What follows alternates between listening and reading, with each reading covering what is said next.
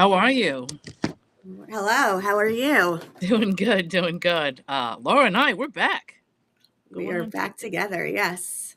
I'm So very here's our show for Saturday or whatever day it is you're listening to it. Because we are also on a radio station where this day may be different. But this is going on daily. Every day we come on here. We tell you something fun and exciting, different, exactly. some We kind of entertain you knowledge. and Yeah. Maybe there's something that we can say to you that you did not know. that's the And hope. that would be good, you know.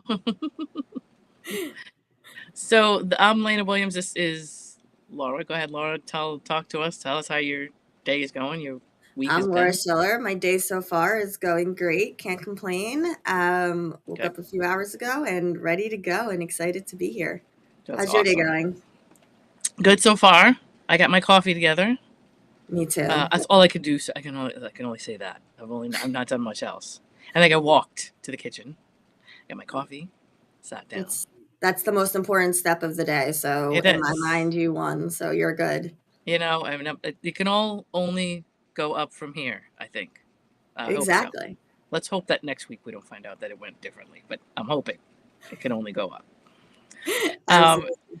so yeah, Laura and I are here to entertain you today. I've got to say a couple thank yous. I want to thank WDJY for having us on. We are on WDJY Wednesday 9 to 10, Thursday 5 to 6.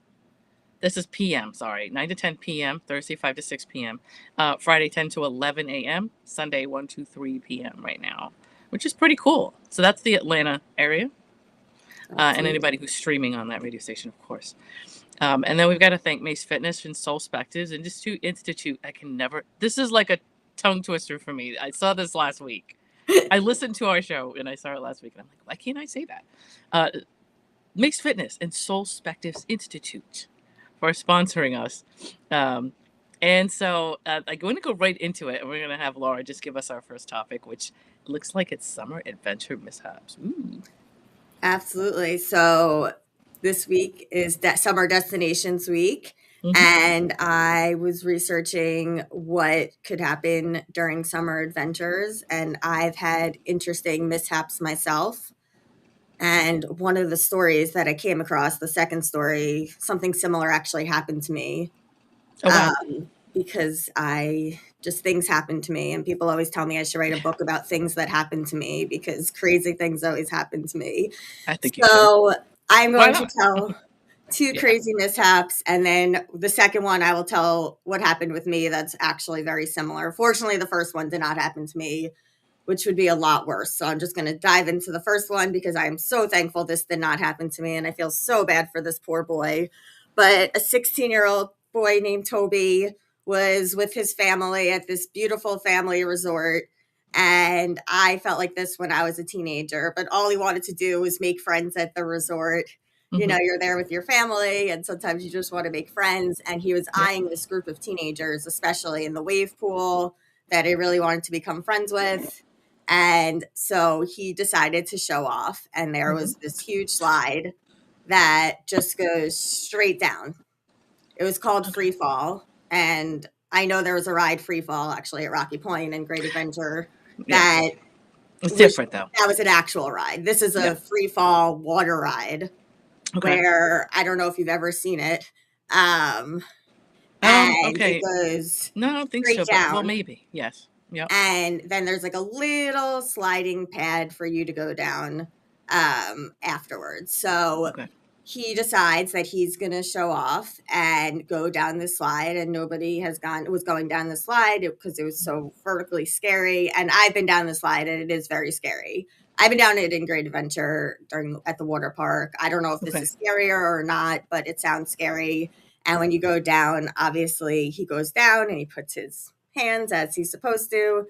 He goes down. It's 40 miles per hour. You were going down. And Woof. I remember from going in the slide, the water kind of gets all over your face and you have no idea what you're doing. So he was one of the first of the day to go Wow. down the slide. Yeah. He's super excited. He goes down, and where you go down, there's actually a ton of the resort viewers are there sunbathing where he goes down. It's actually bleachers. So Okay. he's coming down, he goes down, he comes up, and everyone starts clapping. So he thinks that they're all so excited that he did this. He gets up and he gives like the biggest wave of his life. He says it says to over 200 people, and everyone's waving, clapping, excited. And then all of a sudden, he realized that people are actually, it sounds more like laughter than clapping, Oh, but the water must be coming out of Ron. his ears. Yeah. And he Oops. is starting to realize that that might not be the sound of clapping. That might be more laughter. But he's still screaming and he's not sure and so excited that so many people are clapping for him. But then the poor 16-year-old spots his mother, who points straight to his legs. And of course, the poor kid went down the slide and his pants fell off and he got up and he just waved to 200 people completely naked. Oh, And wow. he Okay. nobody had he had no idea, and the poor guy had to stand there and his shorts weren't to be found, and the lifeguard had to go find him and take it back to him, but it's 6 inches, like the water is very shallow and you couldn't go anywhere, and it was just a mess. And that is a huge mishap that I would hope would never happen to me or any of my kids or anyone I know in the world, but that was the biggest mishap that I saw and I Wow. would talk about. Well, I So will say we had a water slide at Rocky Point, and a lot of girls had bikini tops, and that's all I'm going to say about that. That yes. always that didn't go right for some of us. Yes, Um, and that all that yeah, splashing of water removes the clothing. That does happen. I mean, in the 80s and 90s, that did happen. Sometimes it's like, yes, but as absolutely. kids though, that's pretty dramatic. I think. Yes, especially to wave to 200 people and Oh yeah. naked, but poor Hi. guy. Yeah. The next one is more of a not as embarrassing. Well, it could be pretty embarrassing as well, but not as embarrassing. And this is Okay. something that happened to me, or I learned something the hard way. Mhm. So, a couple in Bali was vacationing there and during the summer, and they fell in love with the hotel and boutique shopping, and they fell in love, the wife in particular fell in love with this absolutely beautiful wood table. And you know how some people get on vacation, I am not like this, but I've been with friends on vacation where Yeah. they see something and they have to get it. So No, this is not me, but I do know people like this. Yeah. yes, it's not me either. If I see something that would not fit in my suitcase, I usually am not the one to get Yeah. it. But that was not the case in this situation. The wife said, "We are getting this. It doesn't matter." And we're going to get it home. And so Oof. I said, "Don't worry, we ship to the US."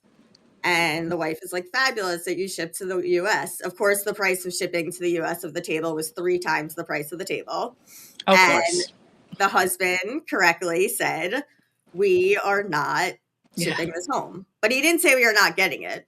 He just said, "We are not shipping this home." Yeah. So he Okay. decided they are going to deconstruct the table, buy a duffel bag, deconstruct the table, bubble wrap Oh it, my god. This is and put it terrible. in an oversized Oh my goodness. carry on. This can go so many ways. It's so bad, right? So they're on this fancy trip. And Mhm. the last night of their fancy trip, they're busy bubble wrapping this. They get it all into the duffel bag somehow. They go to security the next morning, and security says, "That's nice that you got it into this oversized baggage, but there's actually a limit on the weight that you could put into an airplane. It doesn't matter. You can't pay your way out of this. Yeah. It's It's just just not there's a happening. maximum amount that you could fit on." And it was 35 pounds extra. And so they're like, "You cannot go on this." But he was still determined and he wasn't going to pay those shipping prices. So he deconstructed the table in the middle of an international airport. He took out his oversized baggage. He took off the legs of the table, the 4 legs of the table. He put 2 in his backpack. He put 1 in his wife's backpack and 1 in his teenager's backpack. And all of a sudden, this weighed the right amount. They were able to get through. But when they were getting through security, then the security stopped him because they thought it was weapons. And they looked him right in the Are they face. still at the airport now? Are they still there today? Like, They must be, right? you So it know? just kept going on. And They finally did get through security. They had to explain the whole entire story that they were just trying to save on shipping, and that's why they had two looking weapons with Oh my them. goodness. And they finally did get through security, and they did get home with the table. And I'd say maybe they learned their lesson, but I wonder if next time they would do the same exact thing, because they did save money on shipping. But Yeah. what I learned when I was coming home from Australia, I learned this because Mhm. I was abroad in Australia for 6 months, as I'm going to talk about later. But on the Mhm. way home, my bags were too big, and it was 11 o'clock at night. And they Right. said, I need to buy luggage. And I said, I can't buy luggage. So they said, I need to store my stuff in Australia. Right. And I was like, I can't store my stuff in Australia. I'm not coming back here for many years, which is true. I still haven't been back 20 years later. And Right. so what Right. they did was they gave me garbage bags. And I took stuff out of my suitcases and stuffed them with garbage bags. So I think this is just as bad as the table. Yeah. So when Yeah. I got to America, not only did my suitcases start coming out, but then Yeah. all of a sudden garbage bags that said my name on it started coming out, and I had to pull off my dad and I had to pull off garbage bags And off. then and be like, "Hi, wait, yeah, no, we're not homeless." Wow. It literally was one of those moments where, yep. And Oh my I did the goodness. same thing as them. I was in an international airport taking clothes out of my suitcases.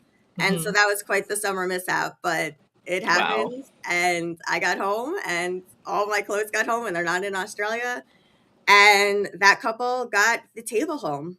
They So, probably didn't learn anything. They're probably just gonna do it again or what. exactly. I don't know. I just Ruin a I whole don't day know. of I think vacation. the only thing we've ever been on like vacation and wanted to bring back was bottles of liquor, of course, right? Because Yeah. there's the tax. But yeah, and that usually doesn't go very well. Yeah. But yeah, that's the only thing I could think of where we're like, oh my goodness, like how much of this could we get? Because we know we don't have to pay the taxes on it. But of course, you can't take that stuff through the airport, at least not easily. Yeah, exactly. Yeah, but yeah, wow. So yeah, summer mishaps, that's crazy. But Those are yeah, some summer mishaps I saw. There was a lot, and I it was can't fun believe to they read made them it. all, but I those can't two believe made they me made laugh it. the most, so That is funny. So we have to, for 2 seconds, I just want to give you guys an idea what our social media promo is, so that you know where we are all over the internet. So here's our social media. We'll be right back with you. Watch us live at YouTube, Rumble, and Twitch at Rhode Island Broadcasting, X and Twitter at Broadcasting RI, Facebook at Going On Daily Morning Show. Listen to us on all of our audio platforms such as Spotify, Red Circle, TuneIn, iHeartRadio, and Amazon Music at RI Broadcasting. You can also follow us on all of our socials at MeWe, TikTok, LinkedIn, Blue Sky, Gab, Parler, and Space Hey at RI Broadcasting, and Reddit at RI-Broadcasting. And support the show on Rhode-IslandBroadcasting.net. We thank you for listening, following, and watching. And if you go in on Reddit, maybe we'll all be in there. You could chat with us. You never know. absolutely. Get in there and do some threads. So this QR code between me and Laura here, you click on that, and right now we've got a Hall of Fame that's going on, and you need to vote for your favorite show. So this is, let me see here. I believe most of these are going to be 70s, but Sanford and Son, Good Times, The Jeffersons, Different Strokes, or What's Happening. You have to vote for one of those. Let us know which one of those you want, or just vote for it to see whether it wins at the end of the month. It's also on Rhode-IslandBroadcasting.net. If you go there, you could see not only this, but what we have already had votes on in the past and all of our winners and that kind of thing. But yeah, I'm not sure which one of these I would choose. I may or may not already have voted. So I don't know where we're at now. Is it Good Times in the Jeffersons still? Okay, so Good Times is at 56%. And I think the Jeffersons, the last I knew, was right behind that, but that was a week ago. So, but yeah, it's not going to be easy to pick one of these shows. Let me be honest with you. I mean, if you've seen all of them, or if you watched them as a kid, which I did, I'm old enough that I watched these shows when they were actually on TV. So if you haven't watched these in some kind of retro channel, but if you have, I don't know which one you would choose that would be the best, because these Yeah, are it's all interesting. really good. So I would have to say, for me, I probably would have to say The Jeffersons comes out in front for me because that's just my favorite show. I love But they're Different so, Strokes, but that yeah, was my favorite when I was growing up, was Different Strokes of those, but all good yeah, ones. they're really good. So Jeffersons are 41%. So hey, I need my Jeffersons people to get in there and get some votes because that's what I think that's what I want to go ahead and root for. See if the Jeffersons can pull it out and win Okay, let's see. before July. So we got a little bit of time left. We got almost half a month Mhm. left of voting to go. So it could go anywhere. It could go Absolutely. anywhere. So my topic today, because we're wrapping up summer destinations, living in Rhode Island, we're the place that kind of we've got a lot of destinations that people come up to in the summer seasons, at least in the U.S. We've got a lot of people that come in from out of state, and they've got their whatever their second homes. And that kind of thing, much like the Hamptons. We have a little bit of an area like that. We have a couple areas like that. But as kids, I had this amusement park that we used to go to, which was really close to us. It's so much different now, and so many, like probably in the country, there's been so many little amusement parks like this that went, by the wayside, because of all these Six Flags places and things like that that came along, and I think even with Disney and all that kind of stuff. A lot of us miss Rocky Point, so Yeah. I'm just going to give you the history of Rocky Point. Rocky Point has been gone now since the mid '90s, but it was a childhood destination for a lot of us as kids, and it has a long history. And if you get a chance, there is a YouTube documentary called "You Must Be This Tall." If you get a chance, write it down and go look it up. It's an actual documentary with the history of Rocky Point and the visuals of everything, how it started, how it became an amusement park, but how it started, way back in the 1800s and all that kind of stuff. But here's a short version of that for you guys. So for more than a century, it was one of the premier amusement destinations in New England. So there was a point in time where people had to drive or horse and buggy their way across the country. And it wasn't as easy to get to places. So this was something that you would do, most people would do, with some kind of a week long, what have you, because it was, there was even a point where people couldn't drive even within the state, But anyway, generations of our Rhode Islanders grew up going there for the rides, concerts, seafood, family outings, right? So before we had an amusement park, it sits on a peninsula. It's extending into the Narragansett Bay. If you get a chance to look at a map up close and you look at Rocky Point, it still is on the map because it's still a state park. But you can go ahead and Google Rocky Point. You'll find all kinds of stuff. During the 1800s, much of the Rhode Island coast was becoming a destination for recreation as urban residents sought escapes from industrial cities. And you have to remember, there was a point in time where nobody could get air conditioning. It was like, let's go to the beach, let's get to the water. So it was pretty simple. It was pretty, what's the word I'm looking for? Picturesque. It was a good place to go for picnics and things like that. So there's beautiful bay views. There's sea breezes out there. You could get there by boat, which was kind of at one point a major form of transportation for us up here. Proximity to Providence, of course, and other Rhode Island communities in Providence was pretty big as well. As a city for I don't know how many years, it was also a pretty good place for most people to go for whatever they needed. So this was real close to that. 20 minutes, 30 minutes. Rocky Point's recreational history dates back to the mid-19th century. And excursion steamers, which is these old boats, they brought visitors from Providence and elsewhere for picnics, swimming, dancing, and shore outings. That's pretty much how it started. And before it became an amusement park in the modern sense, it functioned more like kind of a seaside resort. And a gathering place, right? So people came there for their day trips, their clam bakes, their social events, dance halls, and family recreation. A place where everybody could just kind of get together, relax, eat, whatever they wanted to do, and socialize. So transportation was crucial in an era before widespread automobile ownership. Seaboats made the site accessible. So it became an amusement park across in the late 19th. And early 20th centuries, right? Rocky Point evolved with the time. So over the decades, it added some mechanical rides, some midway attractions, some roller coasters, games, and entertainment venues. And then it became Rhode Island's answer to the great like regional amusement park thing that went on in the Northeast, because there was a point in time where that became kind of a boom or a trend, for kids. So for many families, a summer trip to Rocky Point became like an annual tradition. And it was for us. I mean, obviously we didn't go there because we were very close by, so we didn't have to make a trip there and be there for like days. But it was an all day thing. We would be out of there, get there very early in the morning, and we'd be there all day long, and come back at the end of the day, and we would all collapse. You know what I mean, kind of thing. Yeah, Candy Lake, Six Flags. Six Flags is really kind of what came afterwards. Although maybe in the closest Six Flags for us is in Springfield, Massachusetts, or Agawam, Massachusetts. And it was probably a smaller thing at one time because Six Flags has been around for years, and it kind of developed over time. And it became like this super park that was a lot more, exciting, I guess, than what we had. And in Canterbury Lake Park, I think is still that's still there, I believe, as far as I know. That has not left. Rocky Point, though, is gone, sadly. So the golden age of Rocky Point was 1940s to the 1970s, right? So this is the era that we all remember, or most of us remember as kids. The park had major thrill rides.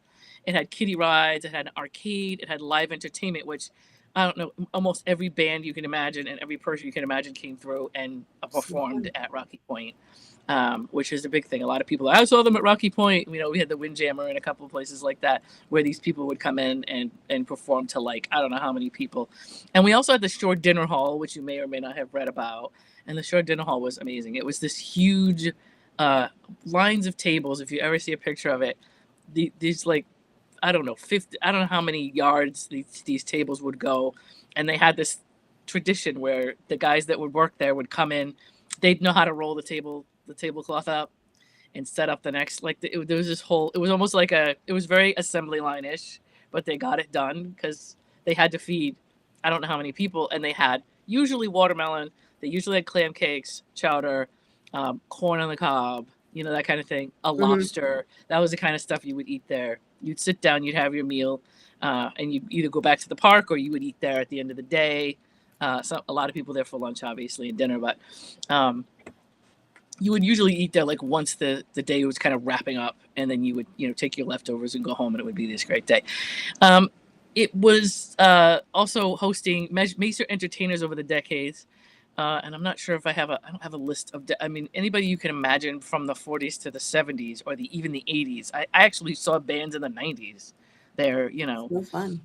Anybody that you could think of that would come through town. That was like a major part or major stop on most people's tours. So not huge arena type shows, but pretty big shows because it was a huge venue. And so the rides were like, they had legendary status. We had the corkscrew roller coaster. That was one of our last rides that came in, and that was a big deal for us. And it became a symbol of the park. If you've ever seen a commercial, they pretty much showing you the corkscrew through most of it. And we had the free fall ride, which you had mentioned earlier about a free fall. This was more of something you sat on and it would drop. It was just... Six Flags had that. It was literally just like it was almost like a thing where you would drive. I can't explain it, but it would be adrenaline, related.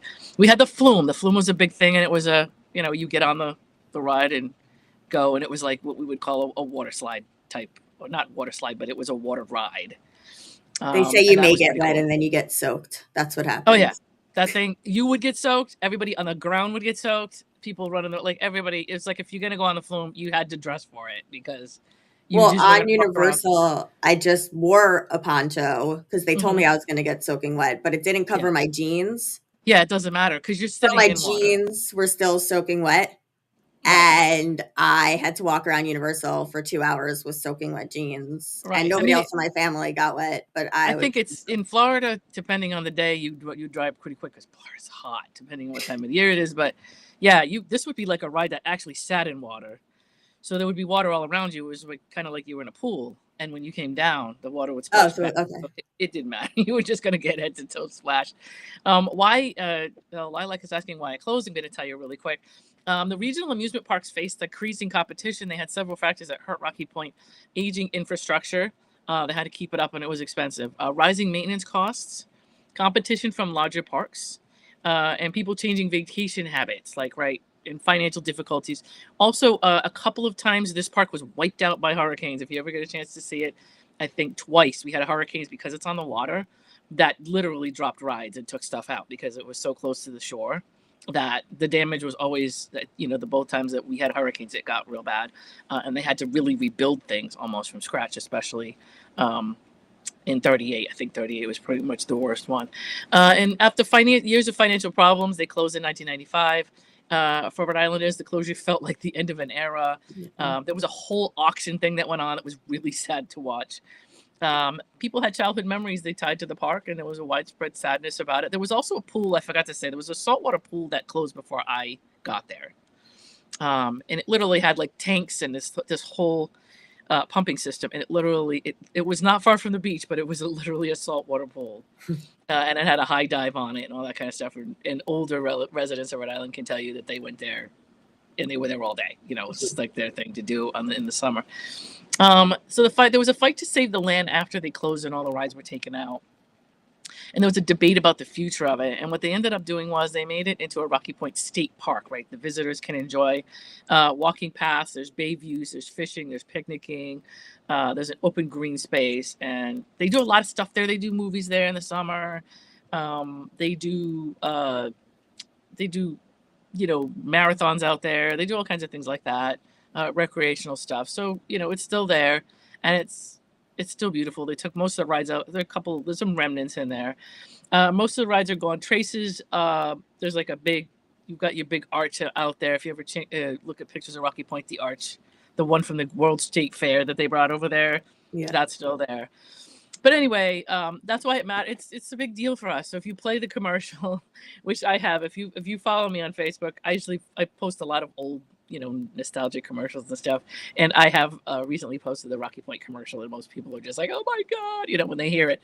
But yeah, it's amazing. You know, for living here, it's an amazing legacy. And for people who were in New England in general, you're gonna have history on that. So anyway, that's my story on Rocky Point. I loved hearing you. You could see your passion about it. It was cute to see your nostalgia about it and see. And just so you know, there was a ride called the Music Express.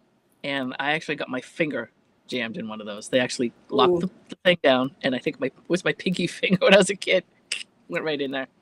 So there's my mishap from Rocky Point. But that hurts. Yeah. So real quick, we don't want to run too long on this, and we have me yapping forever. But we want to run our ads and pay some bills. Here are our sponsors. We'll be right back. Looking for a fitness app that actually fits in your life, not the other way around? The Mace Fitness app is your personal fitness coach in your pocket. That's M-A-S-E. Mace Fitness app makes fitness simple and affordable. The build your own workout option allows you to choose the exercises, the focus area, and the pace that works best for you. This app feature is only $9 a month. You'll get over 630 guided exercise videos, build your own workout tools, strength, mobility, balance, and flexibility training, easy to follow instructions, fitness anytime, anywhere.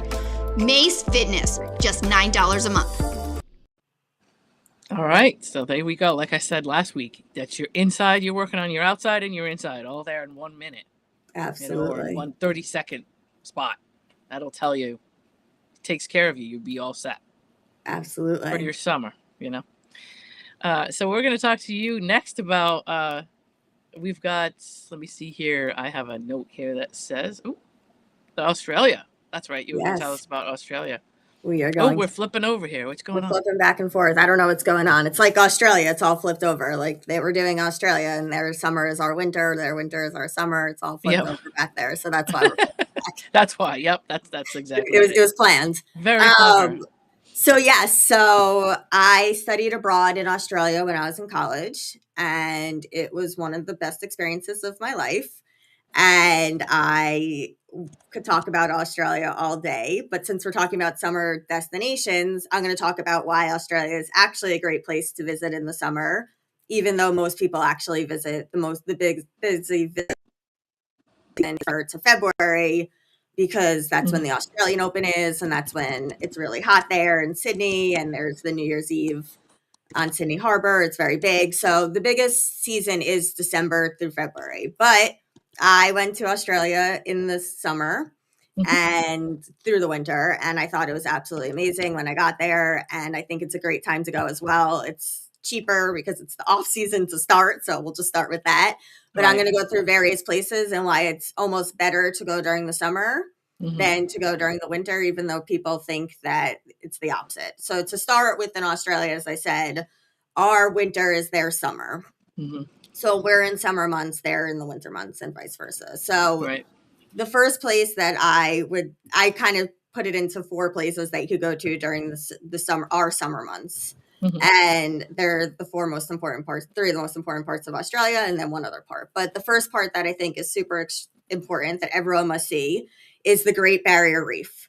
So the Great Barrier Reef is the biggest living structure, but it's also one of the most breathtaking structures I've ever seen. I scuba dived there. I learned to scuba dive there, or tried to scuba dive there. I wasn't that successful, and which is hard to not be that successful. At least I'm alive. But I also snorkeled a lot there, and Right. it was amazing. That's awesome. And if you visit this part during the summer, it's actually the peak part of the season is during our summer, is in the Mhm. Great Barrier Reef.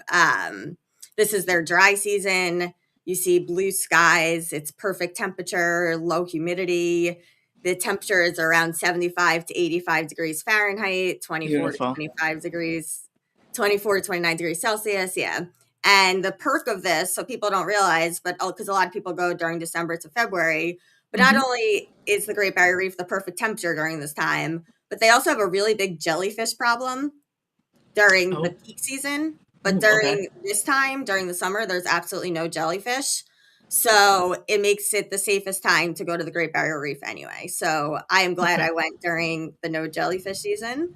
And that is a great time to go to the Great Barrier Reef and see it and snorkel and scuba dive. So that Oh, is the wow. first place I would suggest to go, whether you go during the summer or winter, but it is a great time during both places. But it's also Right. good to be jellyfish free, obviously.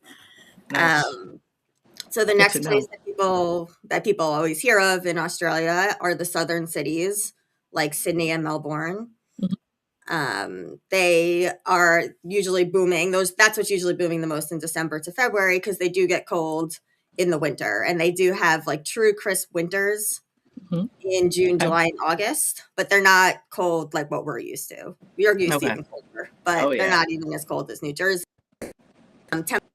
Average about 46 to 63 degrees Fahrenheit, 8 to 17 degrees Celsius, and Melbourne's a little colder. I That's was actually in perfect. a city called Brisbane, and I'm just Mhm. putting this in there. Not too many people know of it. It's the most beautiful city. I absolutely loved it, Yeah. and I highly recommend people going to it. It's actually even warmer than Sydney or Melbourne, so it's a little bit warmer. The perk of going during the summer for this Mhm. is that there aren't as many tourists there. So it could get very touristy during these winter months, and during the summer months, you could Mhm. actually do everything. You could go to all the famous indoor coffee shops in Melbourne. You could see the Opera House at Sydney without waiting in a huge line. And you could go Good see an idea. Australian Rules football game. Beautiful. Yeah, so that is what I would suggest going to. The cities are amazing. It does get a little cold. I don't know why 20 years ago when I went, I did not um, Google. They did have Google 20 years ago, and I did not Google the temperature. So I am very book smart, but I came without winter clothes to Okay. Australia in the middle of the summer because I thought Yeah. it was a box. It was Australia. Yep. You have true winters there, just not as cold. But I did have to buy a lot of stuff when I got to Australia. Doesn't That's it rain a with lot me too, later kind on. of? Or did they have a lot of rain as well? They Like do in have rain. Yeah, international? some Yeah. of it's very rainy, and so parts of it could be very rainy, and parts of it could be. Brisbane was beautiful, but parts of it could be very rainy. Yeah. Okay. So yeah, which is fine as long as Yeah, you're prepared for it, right? There's no bad weather. There's only the wrong gear. That's what I'm gonna tell you. exactly. That's That's true. it. You know. That is true. So as long as you're prepared for it, yeah, Yes. yeah. It people People do are think it obsessed with is all hot the all the time, and I time. That think was my that's perception. Yes, it's not. So the yeah. next place that everyone has to go to when they go to Australia, which is what a lot of people think of, is the Outback.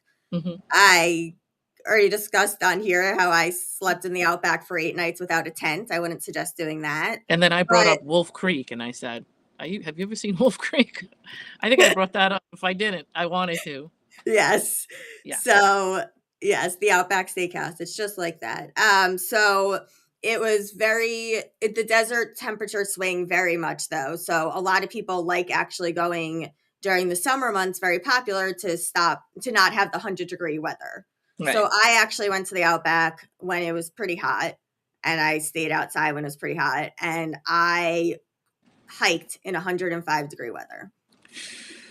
I would not suggest that. I don't mind I the wouldn't heat. suggest that anywhere. You just said that there can only be the good gear. You can't get good gear for that. Like, it's not the wrong, this might be the wrong temperature, but I did it and I survived. And they said if it was maybe 5 degrees hotter, they wouldn't have even let us gone, but they let us go. But if you go during the summer months, it's not that 100 degrees. It's between 68 and 72 degrees, which is amazing. Right. And at night though, way better. So it gets freeze.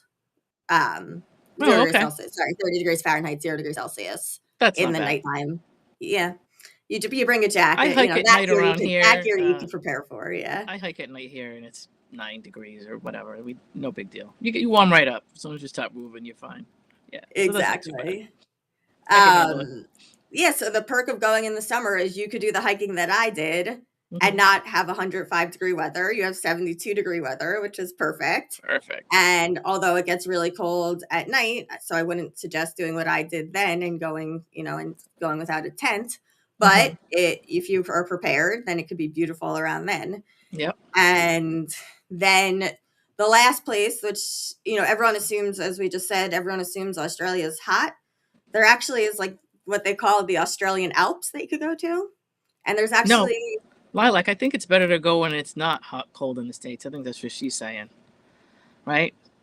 Yeah, it's good to go both. I'm saying why it's a good reason to go during the summer, but yes, most people do go when it's cold here because it's hot there. But really, they should go when it's hot here. It's good to go during our summer. Right. And why various places are good during the summer. But it's good to go both. I would always suggest people go either way. But yeah, so there's this place. Many people are surprised to learn that Australia even has like a thriving ski season. You could go during our summer if you want to ski. You head into the mountains between Sydney and Melbourne during July or August, and you find snow-covered peaks and all the traditional winter sports. Yep. And you could do anything you want. So it is amazing anytime you go. But a lot of people think of it as a place to go during our traditional winter. And I just wanted to explain why it could be a good place to go during our summer too. But either way, it is an amazing place to go. And I highly recommend everyone going there. Very awesome. So I've seen some of the insects there, and I've thought, I don't think I can handle that. That's really what I would have a problem with. But my favorite thing to do is go anywhere that's a good destination off season. That's my favorite thing. Yeah. So I want to experience all of it, but I don't like the crowds and I don't like the tourists. All that kind of stuff is why I don't go to a lot of places when they're in peak, because I don't like any of that. So that's perfect for me. That would be perfect for me. And to get out of the heat, because honestly, I don't like it being hot, even in New England. I can't stand this weather. Like, I like it. I like fall, spring. That's my favorite thing. So me too. I like fall, spring the best. Yeah. That'd be good for me to get in on a plane and go to Australia on, hot day. But anyway.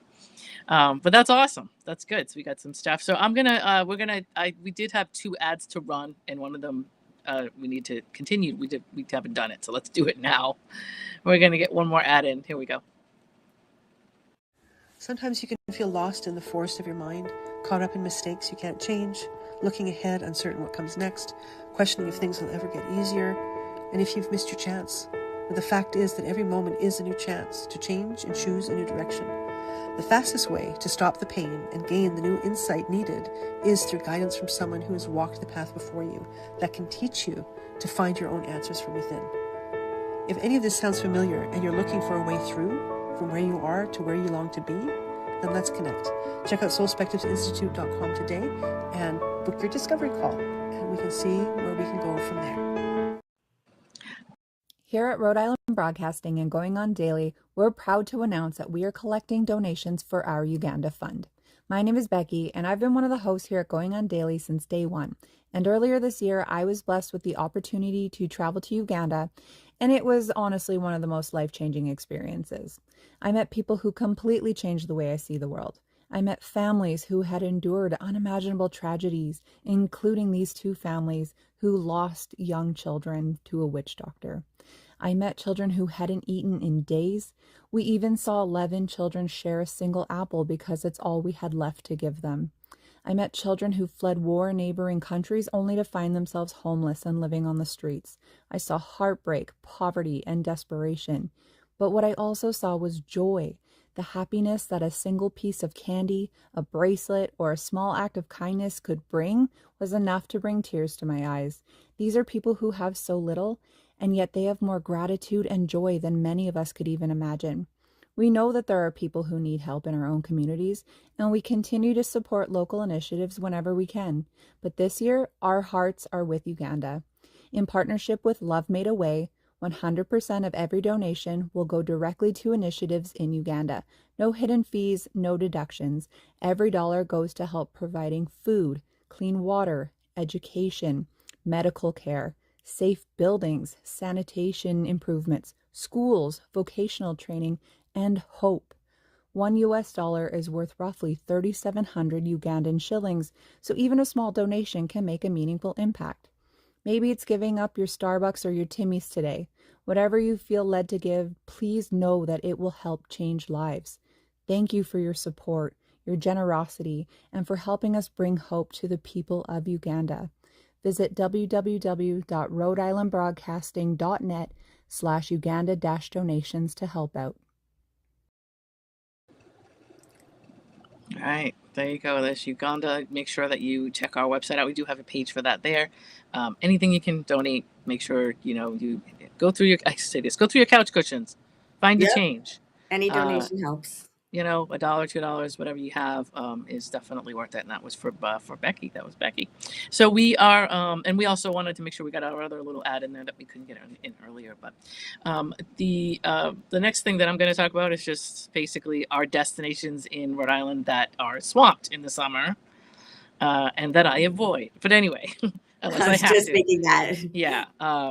I do love these places, but I do go to these places off season, which is anywhere between April and earlier, or September and later. But these places are great, and if you want to go to either one of these places, you probably want to book a year in advance because this is crazy.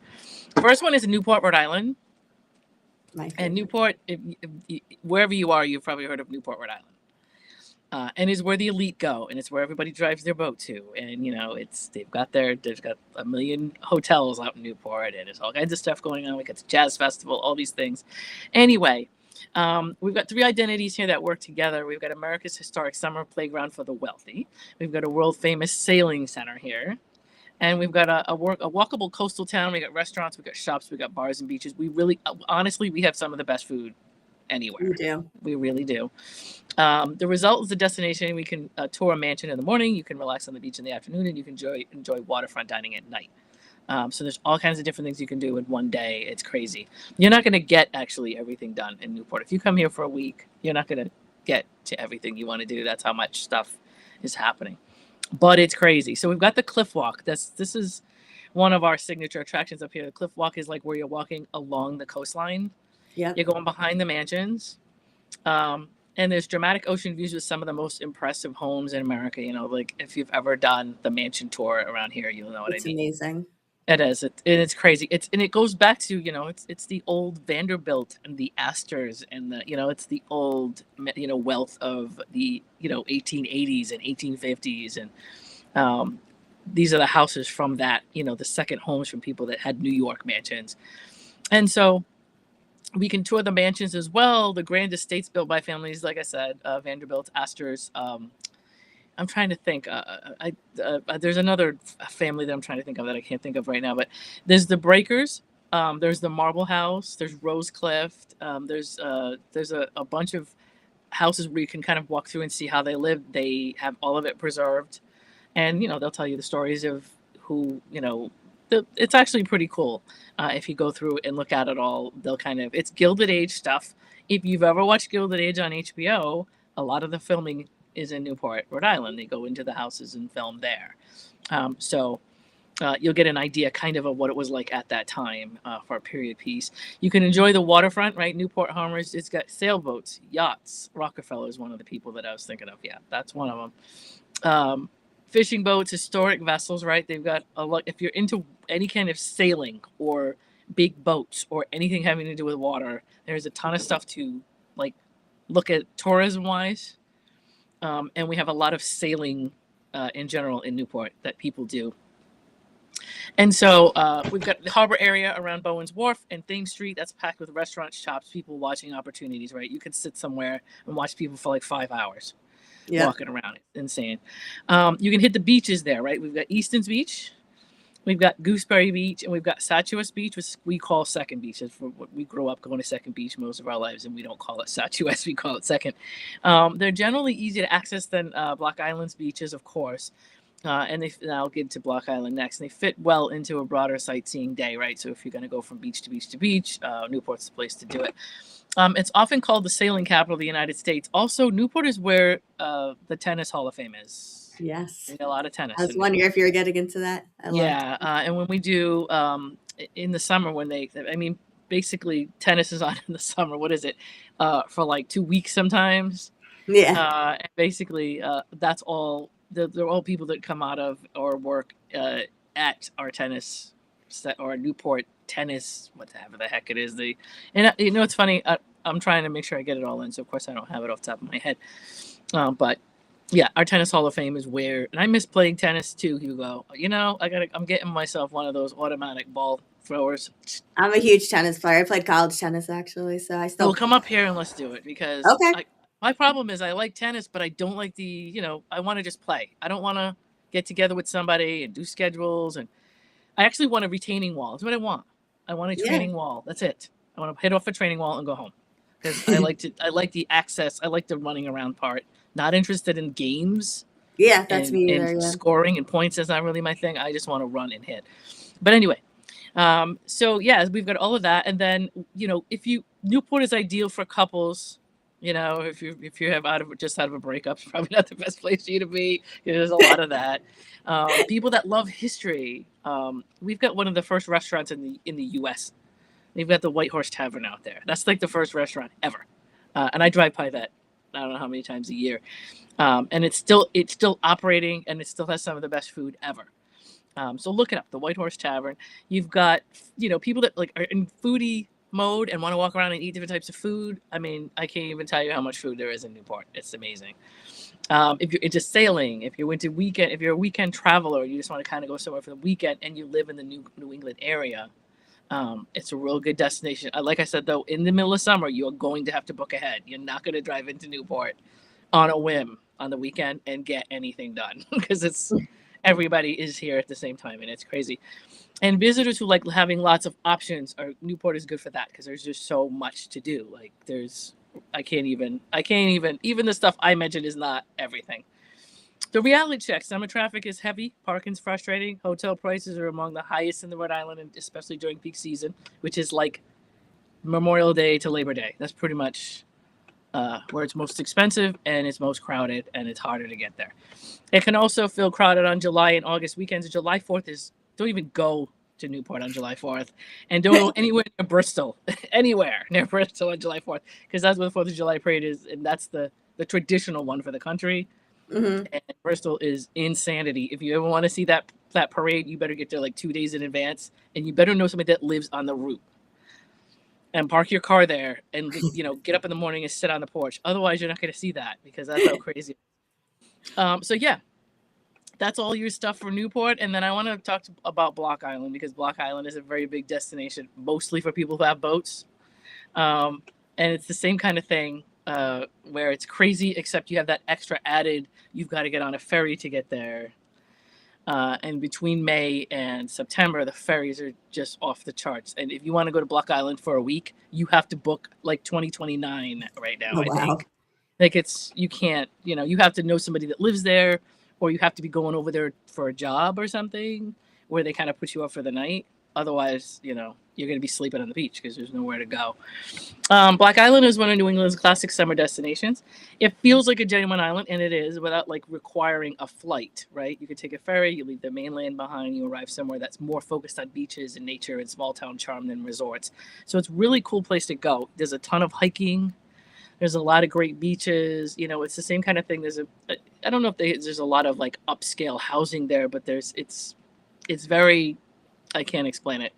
It's very shanty-like in the sense that, and it's provincial, right?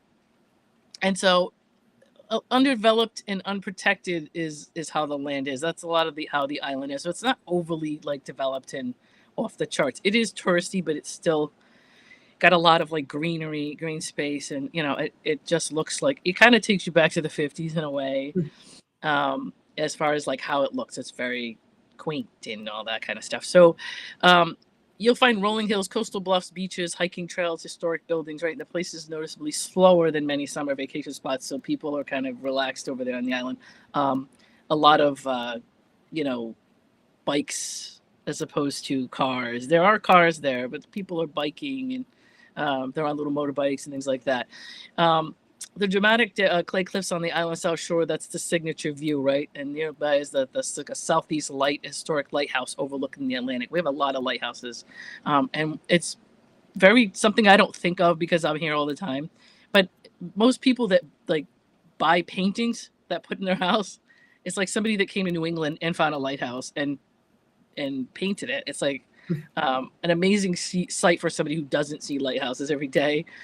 Popular choices: there's Crescent Beach for easy access and classic beach time. There's Mansion Beach for a quieter experience. And there's the beach below Mohegan Bluffs. If you get a chance to check out Mohegan Bluffs, there's a very cool staircase that goes all the way up. And if you stand at the top of it, it looks like you're going to fall down the stairs and die. But it's actually a really cool staircase to come down, and it's a beautiful view. You can rent a bike there. You come off the ferry. The bikes are right there to rent if you need them. A lot of people don't want a car because it's a very small island, and it's easier to take like motorbikes or whatever around, and your car is going to cost an arm and a leg if you put it on a ferry as well. If you're in Seattle, you probably know that same thing. It's expensive. Walk around Old Harbor, right? That's the main village with seafood restaurants. We got shops, ice cream, inns, ferry arrivals, and all that. And there's like little doggy stores and little T-shirt stores, and things like that. You can kind of walk around and look at stuff. Explore nature. We got Rodman's Hollow for hiking. We got wildlife viewing and some of the island's most beautiful landscapes. And I have a Facebook page I follow on Block Island, and no word of a lie, sometimes they're like, whose cow got loose? Oh, that's Henry's cow. Well, Henry's cow is running down Main Street. Like, this is the kind of stuff I see, which is really funny. Like somebody's livestock got loose. It's running around on Rock Island, and everybody's trying to get it back to their owner. It's just funny. Anyway, couples, same thing. Will enjoy this. Families are really going to be big for this. Beach lovers. If you're into cycling, it's a really good. There's some serious hills and stuff. If you like really good, like strenuous, biking, and you want to get on a 10-speed, it'll kill you, but it'll be worth it. Hikers, love it there. People looking to slow down and get away from the city. That's the place to go. And again, if you're looking for luxury resorts or major like nightlife and all that kind of stuff, like a really urban city, you're not going to find any of that there. But summer weekends are crowded and accommodations are expensive. That's all I'm going to say. And I mean, between June and September, it's ridiculous. And you cannot get a room for the same year you want to go, if that's how you want to do it. As a matter of fact, sometimes at the end of the previous year, people are trying to book ferry rides and get their cars on.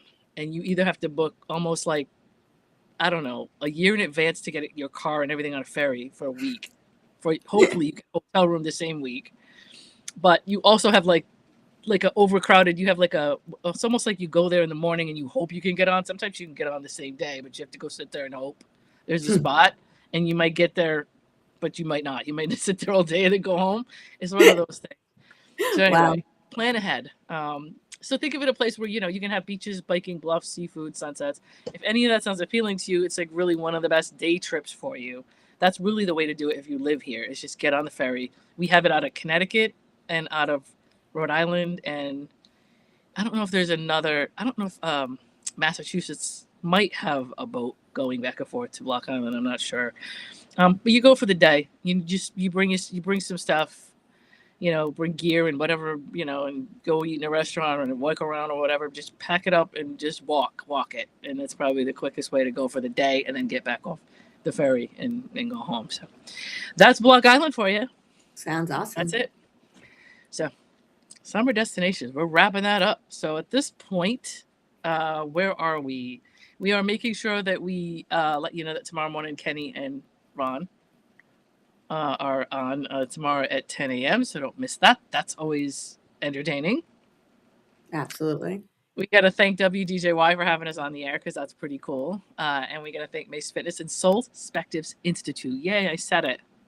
You said it great. Where, Laura, can we find you if we're looking for you? And I don't think I have you on Facebook. I have to add you. I know. We have to be friends on Facebook. Definitely.